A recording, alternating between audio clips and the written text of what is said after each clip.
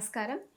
ఈరోజు మనము ఆరోగ్యమే మహాభాగ్యం కార్యక్రమంలో చర్మ వ్యాధులు అనేటటువంటివి అసలు ఎందుకు వస్తాయి? వాటికి నివారణ ఉపాయాలు, నివారణ చికిత్సా విధానాలు, ప్రకృతి వైద్యంలో ఏ విధంగా ఉంటాయి? అదేవిధంగా యోగా ద్వారా కూడా మనం ఏమన్నా ఈ చర్మ వ్యాధులని తగ్గించుకోవచ్చా?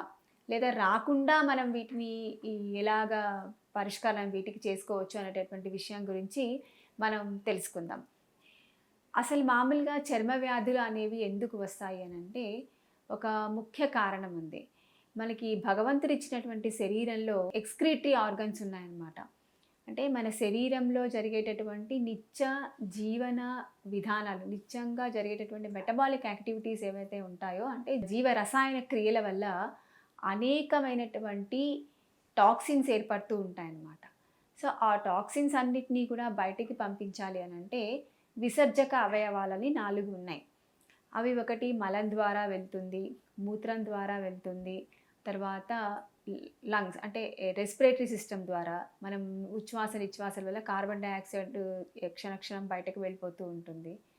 అట్లాగే చర్మం కూడా ఒక విసర్జక అవయవంగా మనకి పనిచేస్తుందన్నమాట.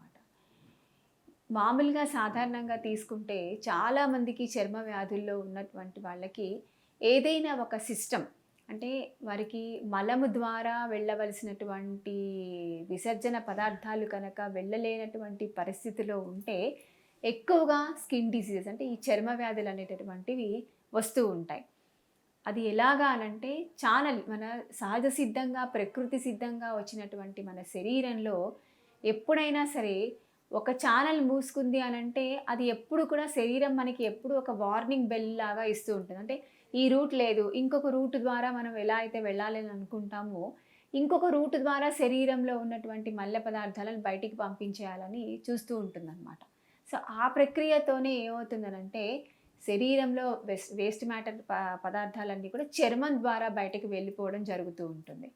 సో ఆ క్రమంలో కనుక ఒకవేళ మనము శరీరాన్ని మనకు ఉన్నటువంటి ఆహార విహారాలు, మనకున్నటువంటి ప్రస్తుతం ఉన్నటువంటి లైఫ్ స్టైల్ అంటే మన యొక్క జీవన శైలిలో కనుక ఏదైనా కొద్దిగా మార్పులు తీసుకొచ్చి అంటే సాధారణంగా కొంతవరకు ఒబే చేస్తుంది, కొంతవరకు శరీరం సహకరిస్తుంది. కానీ అది మరీ ఎక్కువైపోతూ ఉంటే కూడా శరీరం సహకరించకపోయేసరికి అది ఇలాగ రకరకాలైనటువంటి వ్యాధి రూపంలో మనకి బయటపడుతుందన్నమాట. సో మామూలుగా అయితే లోపల ఎన్ని జరుగుతున్నా ఏం చేసినా కూడా మనకి కనబడదు. అదే మనము చర్మ రోగం అనేది చర్మం వ్యాధులు అనేటటువంటి అనగా చూడగానే మనకి కనబడేది ఎక్స్టర్నల్గా కనపడేది స్కిన్నే.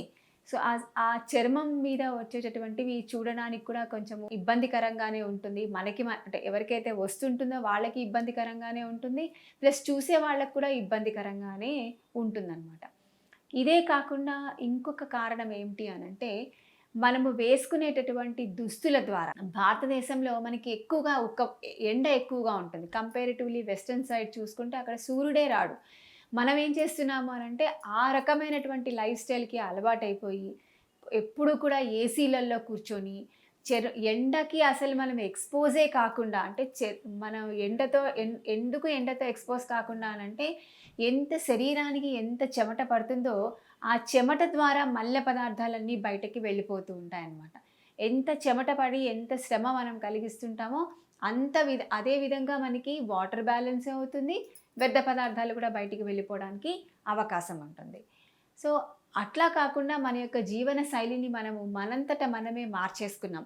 ఎందుకంటే పొద్దున్నుంచి మనం సాయంకాలం వరకు ఏసీలో కూర్చోవడం, లేకపోతే కనుక మనకి ఈ ప్రకృతి సిద్ధంగా అంటే ఈ మన దేశానికి అనుగుణంగా ఉన్నటువంటి వాతావరణానికి సహజ సిద్ధంగా ఉండవలసినటువంటి దుస్తులు మనం వేసుకోలేకపోవడం.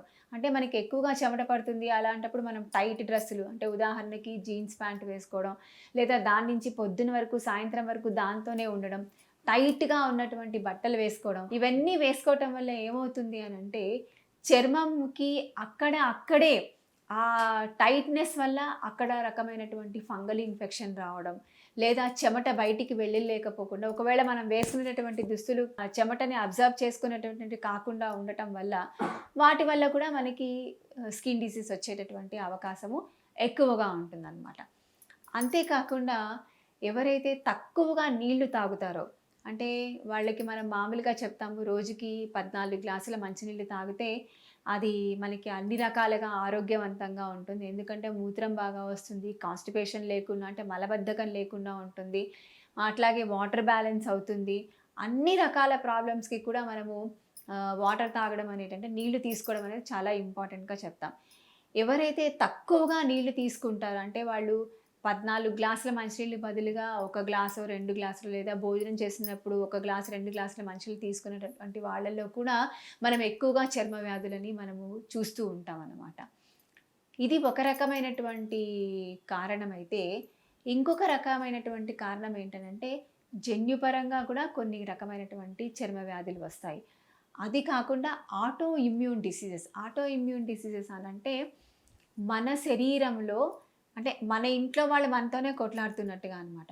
మన శరీరంలో మన యాంటీబాడీస్‌కి అవి యాంటీబాడీ రియాక్షన్ అనేటటువంటిది ఎక్కువగా మన శరీరంలో జరుగుతూ ఉంటుందనమాట.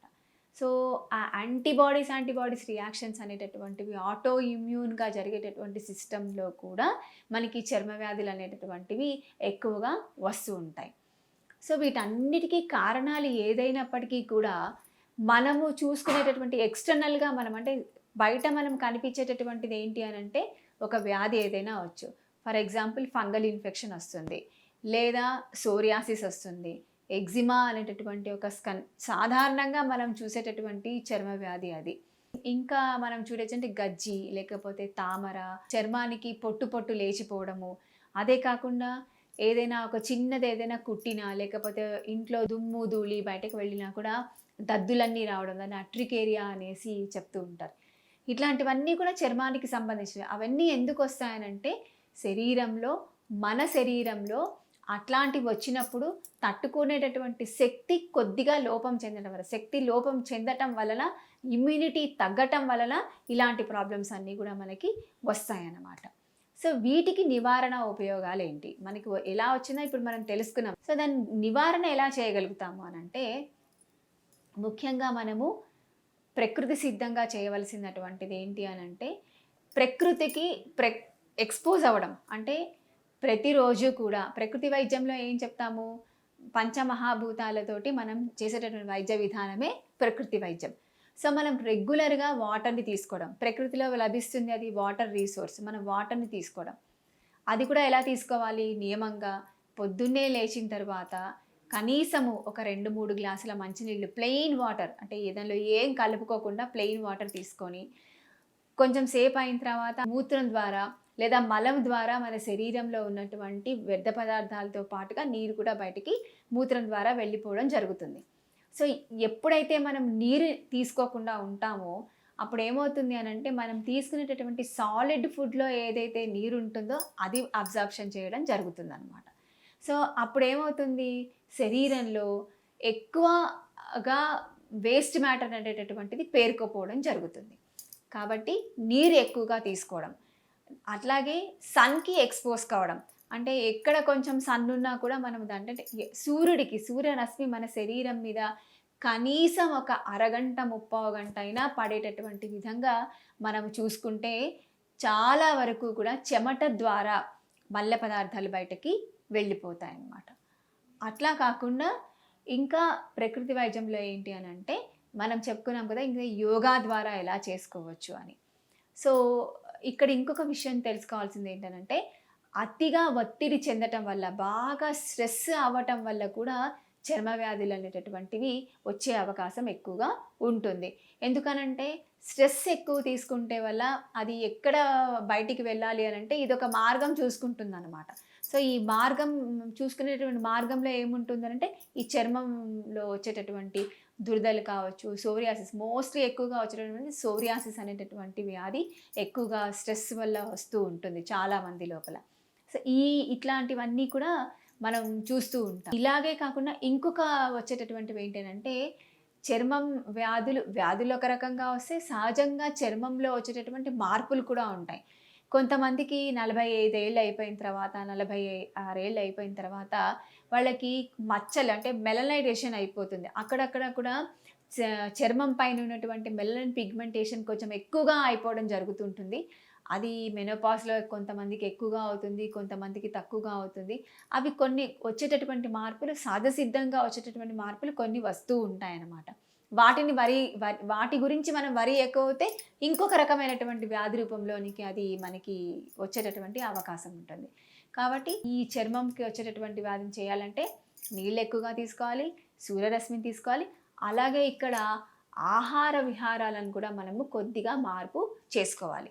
అవి ఎలాగా అనంటే మోస్ట్‌లీ ఆటో ఇమ్యూన్ డిసీజెస్ ఏవైతే ఉంటాయో అవి యానిమల్ ప్రోటీన్స్ ఎక్కువగా తీసుకోవటం వల్ల. అంటే యానిమల్ ప్రోటీన్స్ అనంటే జంతు సంబంధమైనటువంటి ఆహార పదార్థాలని మనం ఎక్కువగా తీసుకోవటం వలన అవి డైజెస్ట్ కాకపోవటం వల్ల వాటి నుంచి వచ్చేటటువంటి ఆ ప్రోటీన్‌లో ఉన్నటువంటి పదార్థం ఏదైతే ఉంటుందో అది కల్ప్రిట్‌గా మారుతుందనమాట మన చర్మ వ్యాధి రావడానికి. అంటే యానిమల్ ప్రోటీన్స్ అంటే పాలు కావచ్చు, గుడ్డు కావచ్చు, మాంసాహారము ఇవన్నీ కూడా యానిమల్ ప్రోటీన్స్ కింద మనం చెప్తాం. ఫిష్ కూడా యానిమల్ ప్రోటీనే, ఎగ్ కూడా యానిమల్ ప్రోటీనే. సో ఎవరికైతే ఈ చర్మ వ్యాధులు ఉంటాయో వాళ్ళు ఈ ప్రాబ్లమ్స్ ఉన్నటువంటి వాళ్ళు ఎవరైతే ఫేస్ చేస్తుంటారో వాళ్ళు యానిమల్ ప్రోటీన్‌కి వాళ్ళు ఈ పదార్థాలను తీసుకోకుండా ఉండి అట్లాగే పులుపు పదార్థాలు పుల్లగా ఉన్నటువంటివి అంటే పచ్చి పులుపు ఉంటుంది కదా! అంటే ఉడకబెట్టనటువంటి పులుపు ఏదైతే ఉంటుందో నిమ్మకాయ, దాని తర్వాత పచ్చిగా ఉన్నటువంటి బత్తాయి పండ్లు, దాని తర్వాత చింతపండు, పచ్చి చింతపండు. ఉడకబెడితే చింతపండు ప్రాబ్లమ్ ఉండదు. ఎందుకంటే దానిలో ఉన్నటువంటి ఆ పదార్థం ఏదైతే ఉంటుందో అది ఉడికిపోయి అది బయటకి వెళ్ళిపోతుంది. సో, కాబట్టి అది కాకుండా పచ్చిగా ఉన్నటువంటి పులుపు. ఇంకొకటి ఏంటంటే ప్రాసెస్డ్ ఫుడ్స్. ఎందుకు ప్రాసెస్డ్ ఫుడ్స్ అనంటే కొన్ని అధ్యయనాల్లో తేలింది ఏంటి అనేసనంటే రీసెర్చ్ పేపర్స్‌లో రీసెర్చ్ వాళ్ళు ఏం చదివి చేశారు అనేసనంటే ఈ ప్రాసెస్డ్ ఫుడ్స్ ఏవైతే ఉంటాయంటే చాలా రోజుల వరకు దాని మీద ఎక్స్‌పైరీ డేట్ డ్రింక్స్ ఉంటాయి. బేకరీ ఫుడ్స్ ఇలాంటివన్నీ ఏవైతే ఉంటాయో ఆ డ్రింక్స్ మీద, కూల్ డ్రింక్స్ మీద కూడా ఎక్స్‌పైరీ డేట్ ఇంతవరకు ఉంటుంది అని. అది ఏదైనా ఒక జ్యూస్ కానీ లేకపోతే ఏదైనా ఒకటి ఈరోజు చేస్తే దాని మీద అడిషన్స్ అంటే దానికి ప్రిజర్వేటివ్స్ కనుక యాడ్ చేయకపోతే అది రేపు పొద్దునకి పాడైపోతుంది. అది మనందరికీ తెలిసిన విషయమే.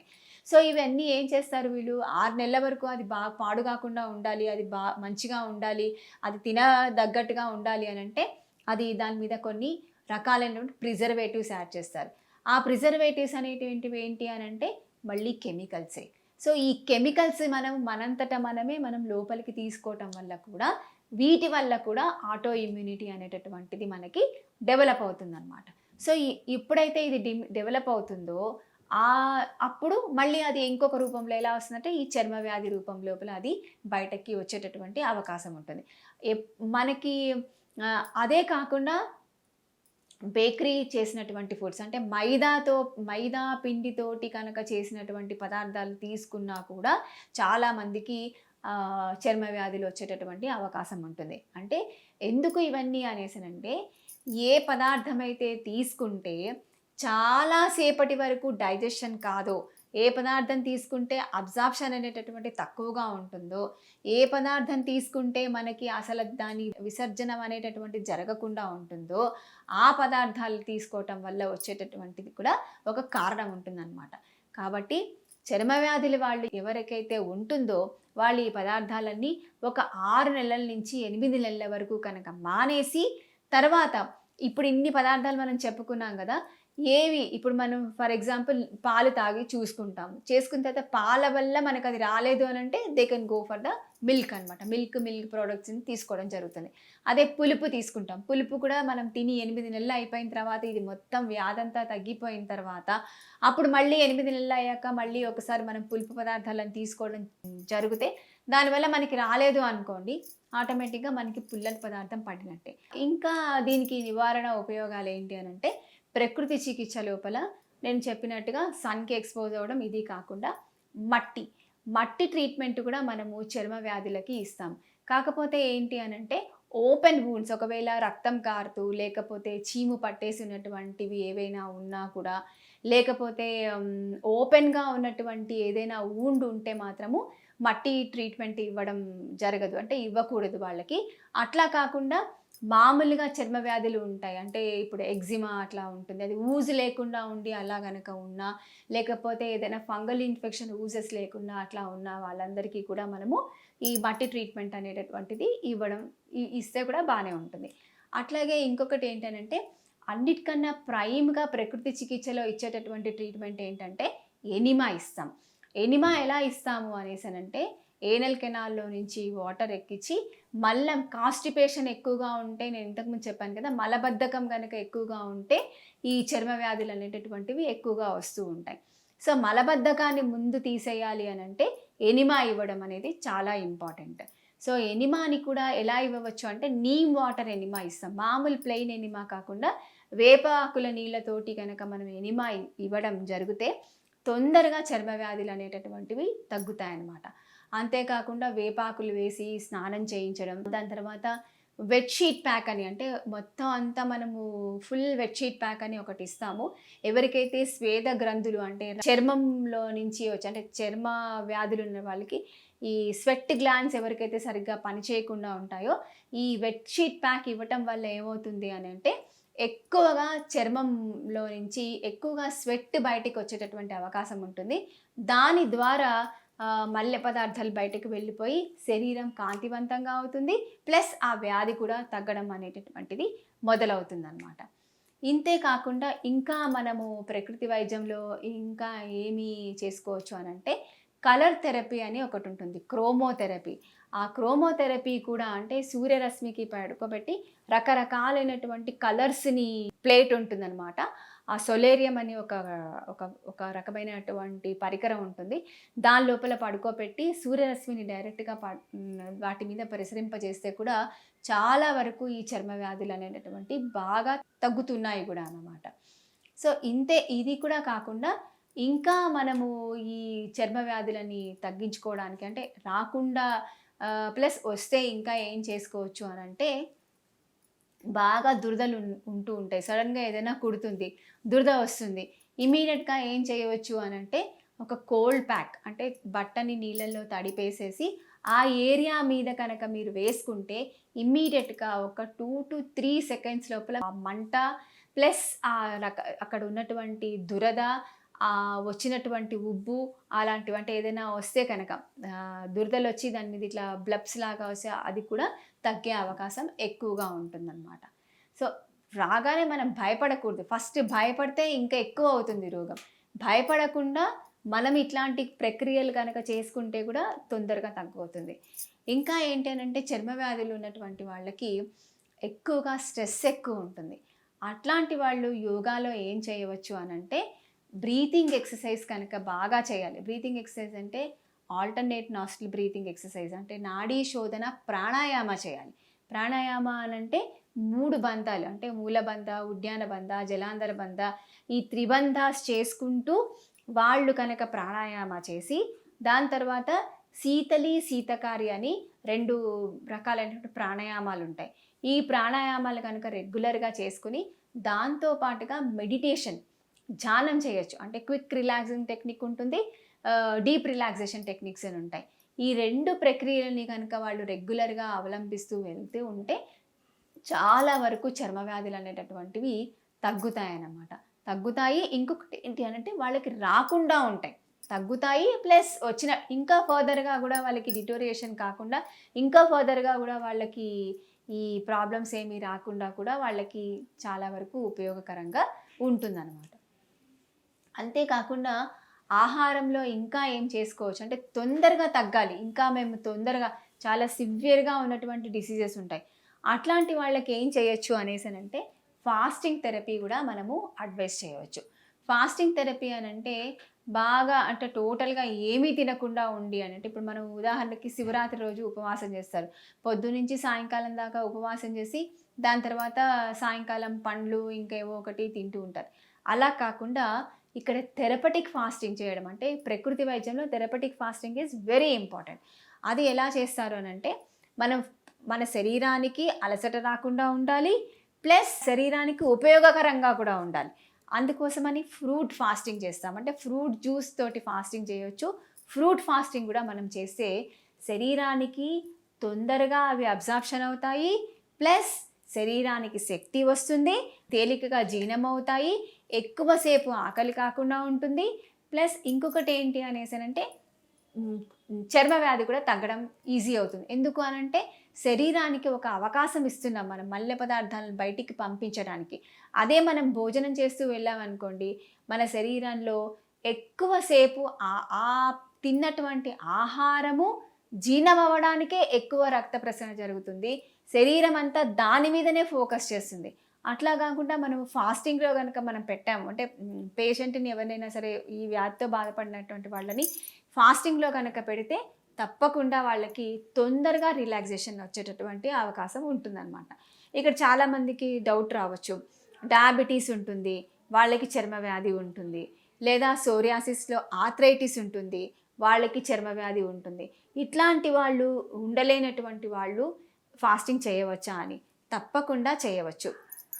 అదెలా అంటే ప్రకృతి వైద్య నిపుణుల యొక్క ఆధ్వర్యంలో కనుక చేస్తే వాళ్ళకి ఎటువంటి నీరసము రాదు. వాళ్ళు ఫ్రూట్ ఫాస్టింగ్ చేయవచ్చు, ఫ్రూట్ జ్యూస్ ఫాస్టింగ్ కూడా చేయవచ్చు. వాళ్ళకి ఏమీ కాదు. మనం ఏమిస్తున్నాము ఇక్కడ? సరైనటువంటి గ్లూకోజ్ ఇస్తున్నాము, సరైనటువంటి ఎనర్జీ ఇస్తున్నాం వాళ్ళకి.